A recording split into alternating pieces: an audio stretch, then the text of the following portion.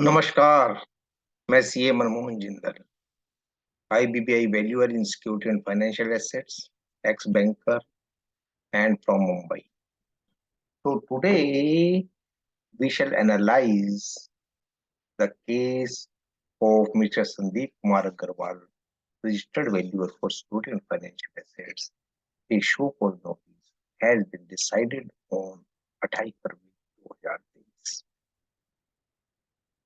So we all know that Rule 71 of the Valuation Rules provides that based on the findings of an inspection, if authorized officer is of the prima facie opinion that sufficient cause exists to cancel or suspend the registration of a valuer, it shall issue a show cause notice to the valuer.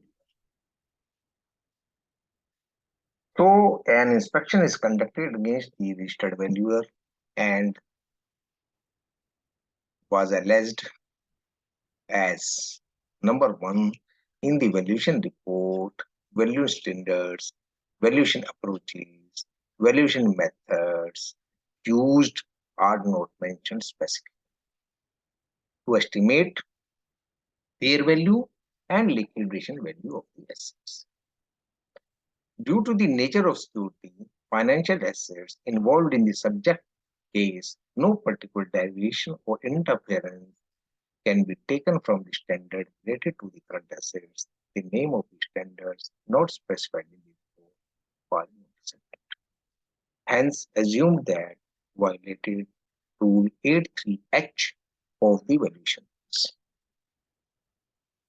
So, second is with respect to the estimation of the value of trade receivables, remarks as information taken as provided by the company or the and classification of trade receivables within long bucket like more than 2 years old means 2 years old and 6 years old treated at par was noticed. Note dealing in aging analysis in valuation report was not accepted. It could be more explanatory and transparent for better understanding of the valuation report. Hence, assumed that violated Rule 83G, H, and G of the valuation rules.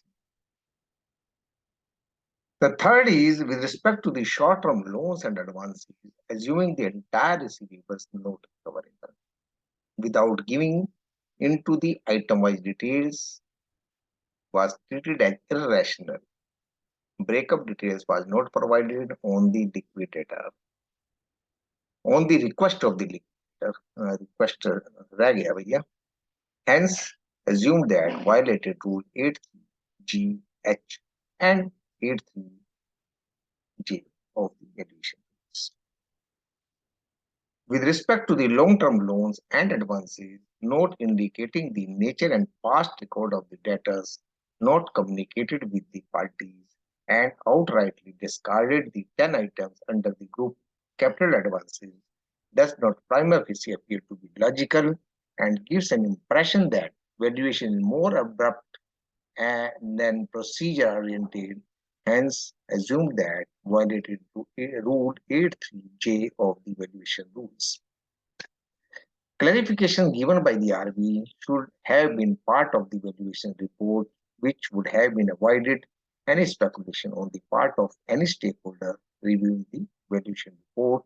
These type of comments were given by the authority when the RB has explained in details. So the authority is of the view that this clarification should be the part of the valuation report.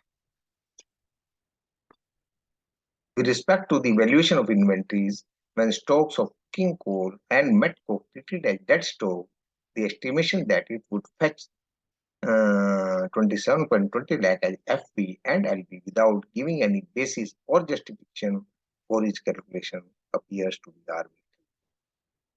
Hence, observe that violated Rule 83J of the valuation. With respect to the valuation of cash and cash equivalent, to assume that the said FPs might have been registered by the bank against the dues and the details of which is not available gives an impression that he has not gone through the bank statement at all. In case of cash in hand, liquidation value of 20% of the fair value estimate without giving any justification for the same, to consider 20% LV of cash in hand was not accepted. As observed, violation of 83G and J of the valuation rules. So we all know that section 8 is on the conduct of valuation.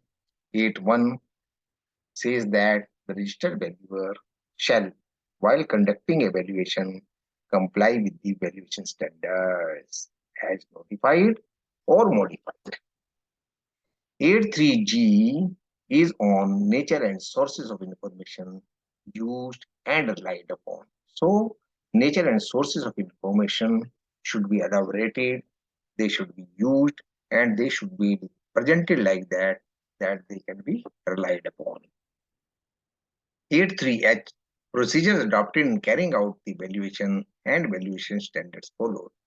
So, procedure, methods, approaches, standards should be carried out in the true spirit, and that should be mentioned in the valuation report with proper justification and by name. 8.3J, major factors that were taken into account during the valuation. So major factors you should find on that and write a brief that what are the major factors, how you have dealt it, what should be the consequences if not taken into consideration. A wider approach should be adopted so that nobody should be in the loss, because that is the worth of the nation. So what are the learnings? Number 1, valuation standards, valuation approaches, valuation method should be written, mentioned specifically by name in the valuation report.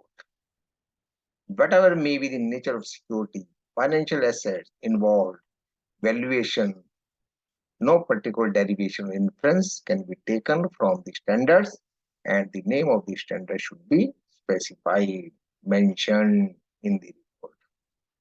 Straightway using of DCF method will not work unless it is justified. Valuer should use his intellect and analyzes the situation. Simply relying on the information provided by the company, liquidator can create non-transparency.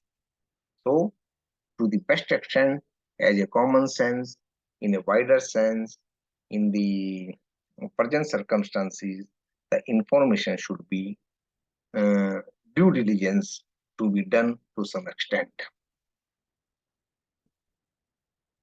Trade receivers to be assessed in more buckets as per the chances of recovery.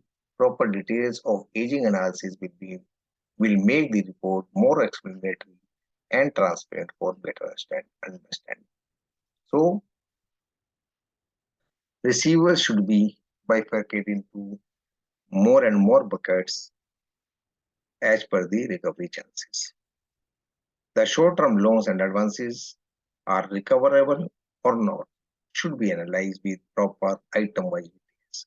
You should check each and every item, assess whether it is recoverable or non-recoverable, and proper justification should be reported in the valuation. The nature and past record of the debtors should be analyzed and to be best extent communicated with the parties. So a proper communication, a proper contact should be made with the parties as far as possible. If they are not available, that also should be mentioned in the report. If they are available, what outcome has come out of with the communication, that should be reported, and one should not outrightly discard any item of value public worth. Fair value and liquidation value should be arrived with proper justification. We all know that cash is always cash and cannot be come down to 20% of its value, hence not accepted. So, बहुत बहुत धन्यवाद. This is from my side. A small disclaimer. This is for awareness purpose only. Before taking any action, kindly go through the relevant guidelines or to the guidelines of the RBI, NCLT, IBBI, or the decided cases. If any unusual part you feel that, kindly bring into my notice so that I may correct. बहुत बहुत धन्यवाद. नमस्कार.